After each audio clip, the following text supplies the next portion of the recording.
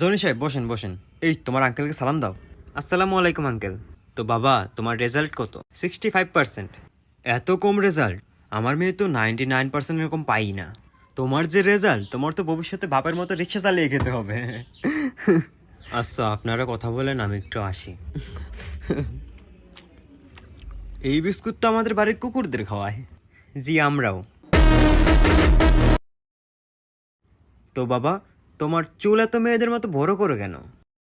জি চুল তো বড় করি, সাথে আপনাকেও করি। মানে মানে সম্মান সম্মান করি। তো তোমার চেহারা তো দিন দিন বান্দরের মতো হয়ে যাচ্ছে। যখন তুমি ছোট ছিলা তখন অনেক সুন্দর ছিলা, এখন আর আগের মতো নাই, কিন্তু আপনি আগের মতনই আছেন। মানে ওই যে বললেন বান্দর। তো কি করছে এখন? সময় নষ্ট? মানে তোমার জীবনে কি করছো? কোন কাজ কাম করো নাকি এখনো বেকার? আঙ্কেল মনে হয় আপনার মেয়ের জন্য পাত্রী দেখতে আসছেন, তাই না? এটা কি ধরনের বেদবি? না মানে অনেক কোশ্চেন করছেন তো তাই বললাম। রহিম সাহেব আপনি আসছেন? আপনার ছেলে তো বাড়ি বেদব, জানি না কার মতো হইছে। আমার ছেলে তো আমার মতোই হবে, তাই না?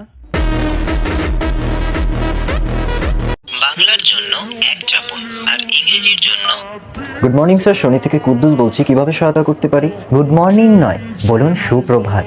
আর স্যার নয়, বলুন জনাব, কারণ আমি বাংলার জন্য এক চেপেছি। সরি, বলুন আপনার কি প্রবলেম হচ্ছে? সরি নয়, বলুন দুঃখিত। আর প্রবলেম নয়, বলুন সমস্যা, কারণ আমি বাংলার জন্য এক চেপেছি। জনাব কাইন্ডলি আপনার সমস্যাটা একটু বলুন। কাইন্ডলি নয়, বলুন দয়া করে। ঠিক আছে জনাব, আপনি দয়া করে বলুন যে কি সমস্যা হচ্ছে আমাদের সিম কার্ডটি ইউজ করতে। সিম কার্ড নয়, বলুন গ্রাহক শনাক্তকারী পরিচয়পত্র।